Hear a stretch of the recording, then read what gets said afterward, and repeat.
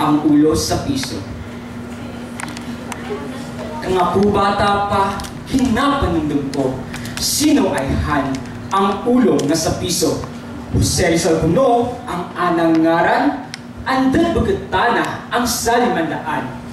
Jose Protasio Rizal, Mercado y Alonso Realonda, Sangkabaganihan, halin sa Calamba, Laguna, Pilipinong may gugmaon sa lupang natauhan, kag pirmi nagalaon kang anang kiluwayan.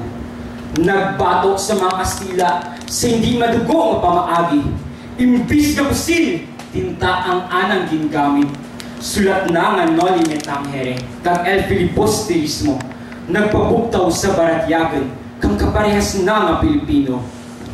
Tungod kay Jose Rizal, naging maisag ang mga tao para ipagbato ang karapatan kag prinsipyo.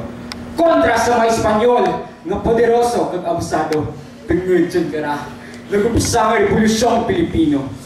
Kataas-taasan, kagalang-galangang katipunan ng mga anak ng bayan, sangka-organisasyon na si Jose Rizal ang inspirasyon, iba man ang pamaagi sa andang pagkipato.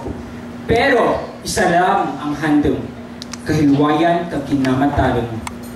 Nagagan ang gobyerno kag mga pride kay Rizal, ginakusaran nga warak pasihan, ginsuspetsahan nga kaimaw pang kilusan nga katipunan, kaging padara sa marayang nga lugar nga kuntawon tapitan.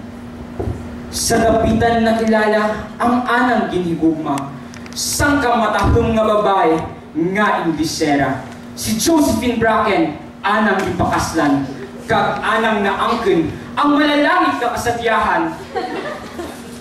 Si Dr. Jose Rizal, ginbalik sa kurungan, ginlitis sa korte, kag ginhatulan. Ginhatulan, kang kaparusahan na kamatayan, kag kang ika-30 kang Disyembre, ginbadil sa bagong bayan. Ahay luiman. Kadyalaan ko rin, kung ang tanang sa piso, tingnan tanang numero 1, nga bayani sa atong puso. Dr. Jose Rizal, ikaw ay huwaran, na biringgit sa amon nga mga kabataan, nga pag-asa kang bayan.